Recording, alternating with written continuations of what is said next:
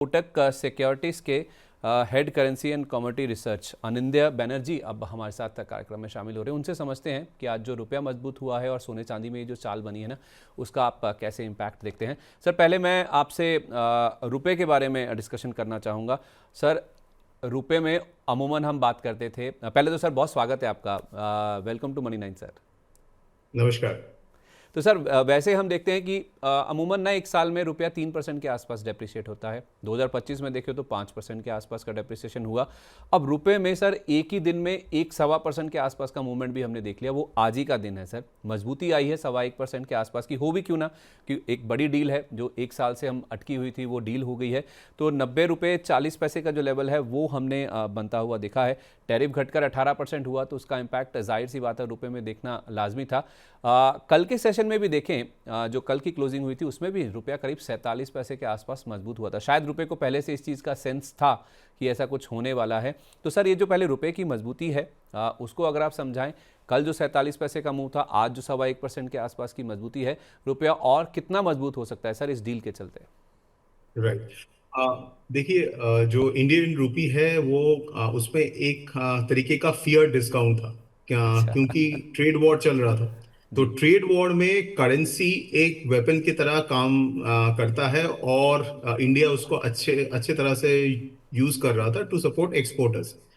तो अभी फिलहाल ट्रेड डील इज डन, तो ये सिचुएशन में नेचुरली आरबीआई का जो पेस ऑफ इंटरवेंशन है, मतलब जो डॉलर सेल करने का हम्म। या लोअर लेवल्स में ना डॉलर का खरीदना, तो वो जो एक सपोर्ट देना यूएसडी आरआर को ऊपर जाने के लिए, वो शायद अभी रिवर्स हो जाए। मतलब हाई लेवल्स में आरबीआई का इंटरवेंशन, मतलब डॉलर सेलिंग और बढ़ जाएगा, ठीक है। और जो लोअर लेवल्स में खरीदने का जो टेंडेंसी है वो कम होता जाएगा। तो धीरे धीरे इसके कारण हम लोग रुपये में और अप्रिसिएशन देख सकते हैं, क्योंकि बाकी करेंसी के मुकाबले अभी भी करीब करीब 4 से 5% का एक डिस्काउंट है रुपये में।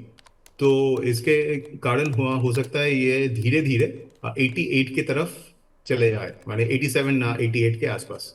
88 से 87 आप कह रहे हैं कि रुपए में जो मजबूती हुई है उससे आरबीआई की ओर से जो डॉलर की बिकवाली है वो और स्पीड अप हो सकती है या फिर स्पीड पकड़ सकती है? हाँ, मतलब जो ये एक साल में क्या हो रहा था कि रुपी डेप्रिशिएट कर रहा था। बट अगर आप आरबीआई का इंटरवेंशन देखोगे और उसको कंपेयर करोगे 2024, 2023 या 2022, जब ओवरऑल वॉलेटिलिटी कम था, तब इंटरवेंशन इससे ज्यादा होता था मंथली बेसिस में। अभी इंटरवेंशन कम हो चुका है। उसके पीछे कारण वही है कि जब आप ट्रेड वॉर करते हो, जब चाइना कर रहा था यूएस के साथ, तो नेचुरली वो अपना करेंसी को वीकन कर रहा था। इंडिया भी सेम वेपन यूज किया, क्योंकि एक्सपोर्टर्स को सपोर्ट देना है। डोमेस्टिक इन्फ्लेशन कम है, तो अगर रुपी वीकेंड होता है तो जो इन्फ्लेशन का एक हिट आता है वो उतना उतना नहीं आएगा। हम्म। तो ये एक एक तरफ से एक अच्छा कैलकुलेटेड स्ट्रैटेजी था।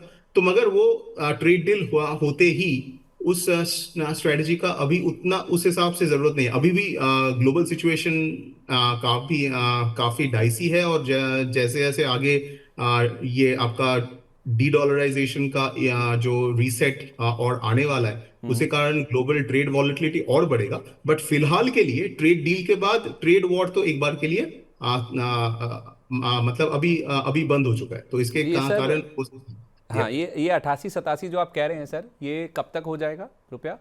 ये 2-3 महीने के अंदर हो सकता है। 2 से 3 महीने में, ठीक है, परफेक्ट है। ये रुपए की बात होगी। रुपया मजबूत हुआ है, रुपए की मजबूती और बढ़ सकती है, उसमें आरबीआई का इंटरवेंशन भी हो सकता है कि और ज़्यादा मदद करता हुआ दिखे, ऐसा हमें आनंद सर कह रहे हैं।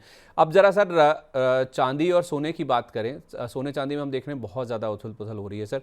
आज के अगर हम दाम की बात करें, एमसीएक्स पर चांदी का दाम 2,64,000 तक का पहुंचा है। यानी कि चांदी में आज हम देख रहे हैं कि अच्छी खासी तेज़ी दिख रही है, 12% के आसपास का अपमूव है। ये कुछ रीसेंट ट्रेंड है, आप देखिए किस तरह से चांदी चली, उसके बाद गिरी, और फिर से एक जो रिकवरी का पाथ है ना वो देखने को मिल रहा है। तो 29 जनवरी को अगर आप देखेंगे तो 4,20,000 का लेवल देखिए आपकी स्क्रीन के ऊपर आपको दिख भी रहा है, और उसके बाद कैसे धड़ाम हुई है। 2 फरवरी को ये टूटकर 2,33,000 तक चली गई थी, और उसके बाद रिकवरी शुरू हुई है। तो आप तेज़ी के ऊपर बेट करें सर, गिरावट के ऊपर, या उसके बाद की रिकवरी के ऊपर? राइट। तो मैं तो थोड़ा सा इसमें एक कॉन्टेक्स्ट देना चाहता हूँ। 2024 का स्टार्टिंग से जब हम लोग क्लाइंट्स को और मीडिया में भी हम लोग काफी बुलिशली रिकमेंड कर रहे थे गोल्ड और सिल्वर, उसके पीछे का स्ट्रक्चरल फैक्टर यही था। दो ही फैक्टर्स थे, डी डॉलराइजेशन और डी ग्लोबलाइजेशन, दोनों इंटरलिंक्ड है। मतलब dollar as a reserve currency खत्म हो रहा है, उसका पूरा जो रिजर्व करेंसी जो प्रीमियम है वो गोल्ड और सिल्वर में ट्रांसफर हो रहा है, बहुत सिंपल वे में समझने के लिए। तो वो जो प्रोसेस है उसमें कुछ चेंजेस नहीं है, बट हुआ क्या है कि आपका नवंबर एंड तक अगर मैं 18 मंथ्स का रिटर्न देखूं सिल्वर में, तो 80% का रिटर्न था एमसीएक्स में। वही आपका नवंबर एंड से जनवरी एंड 2 महीने के अंदर 3x हो गया चांदी। तो मतलब जो लोगों का एक चेज करने का जो मोमेंटम चेजर्स है, जो कभी क्रिप्टो खरीदते हैं, कभी स्मॉल कैप खरीदते हैं, कभी एआई स्टॉक खरीदते हैं, उनको सिर्फ मोमेंटम से मतलब है। तो वो क्या करते हैं, जब मोमेंटम चलता है तब T20 का क्रिकेट चलता है, तो इट्स फाइन। तो जैसे ही मोमेंटम गया, तो उसके आप अगर लेटेस्ट स्टेटिस्टिक्स देख लो, सिल्वर ईटीएफ अभी बोला जा रहा है कि मार्जिन फंडिंग में इट वाज नंबर 1। तो आप समझ सकते हो किस हिसाब से स्पेकुलेटिव फ्रेंजी था मार्केट में। तो माय गॉड। वो जो लास्ट 3 दिन से जो हुआ है, 3-4 दिन से, जी। तो वो जो स्पेकुलेटिव जो एक एलिमेंट था वो मार्केट से काफी हद तक निकल चुका, क्योंकि मार्जिन कॉल्स बहुत हुए, सिर्फ भारत में नहीं, यूएस में भी, प्लस आपका चाइना में भी। तो इसके कारण वो जो मार्जिन कॉल वाला जो सिचुएशन था वो हो चुका है खत्म, क्योंकि इतना देर तक कोई वेट नहीं करता, पर जिससे कारण आपको ये रिलीफ रैली मिल रहा है। बट एक बार लार्जर कॉन्टेक्स्ट को समझते हैं, मतलब ये मार्केट दिसंबर से स्पेकुलेटर्स या एक तरफ से मोमेंटम चेजर्स के हाथ में चला गया था। अभी ये वापस सोना और चांदी इन्वेस्टर के हाथ में आ रहा है। तो यही अपॉर्चुनिटी है कि उसको हर डिप में एक्यूमुलेट किया जाए। बट क्वेश्चन इज कैसे, हाई हाई लेवरेज पे नहीं, मतलब थ्रू ईटीएफ्स हो, थ्रू फिजिकल हो, या अगर फ्यूचर से भी हो सकता है, बट फुली फंडेड पोजीशंस, ऐसे भी एक्सचेंज में तो मार्जिन अभी काफी हाई हो चुका है। तो यहाँ पे लेवरेज को कंट्रोल कीजिए और आपका जो रिटर्न एक्सपेक्टेशन उसको भी टेम्पर कीजिए। तो पोर्टफोलियो में एलोकेशन के हिसाब से गोल्ड सिल्वर का होना चाहिए, और गोल्ड में ज्यादा 70 से 80% गोल्ड और 20 से 30% सिल्वर, क्योंकि सिल्वर वो स्मॉल कैप की तरह है, उसमें वॉलेटिलिटी बहुत ज्यादा रहेगा। और नेक्स्ट 3-4 साल पूरा ये जो डी डॉलराइजेशन का रीसेट है उसमें, तो डॉलर टर्म्स में तो हम लोग काफी बुलिश है on gold and silver. Okay. तो आप कह रहे हैं कि चांदी में ये जो हाल की गिरावट है ये खरीदारी करने का मौका है या फिर एंटर करने का मौका है, लेकिन लेवरेज पोजीशन से नहीं। या तो आप फिजिकल चांदी खरीदिए या फिर ईटीएफ्स के जरिए, राइट? Right, absolutely. ठीक है। अब आइए सोने की तरफ। सोने में भी हमने देखा है सर, 1,52,000 पर सोना फिलहाल ट्रेड कर रहा है। 6% के आसपास की तेज़ी आज दिख रही है। 29 जनवरी को ये दाम 1,85,000 तक पहुंच गया था और वहां से करीब 33,000 तक का दाम टूटे हैं। सोने में भी सर जिस तरह से अब ये ट्रेड डील हुई है उसका तो कुछ ऐसा इम्पैक्ट नहीं है, लेकिन हाँ, जो जियोपॉलिटिकल टेंशन है ग्लोबली, उस हिसाब से सोना काफ़ी इंपॉर्टेंट हो जाता है सोने में ट्रेड। तो आपकी क्या राय है सर, सोने में भी चांदी की तरह मौका है ये जो गिरावट हो रही है?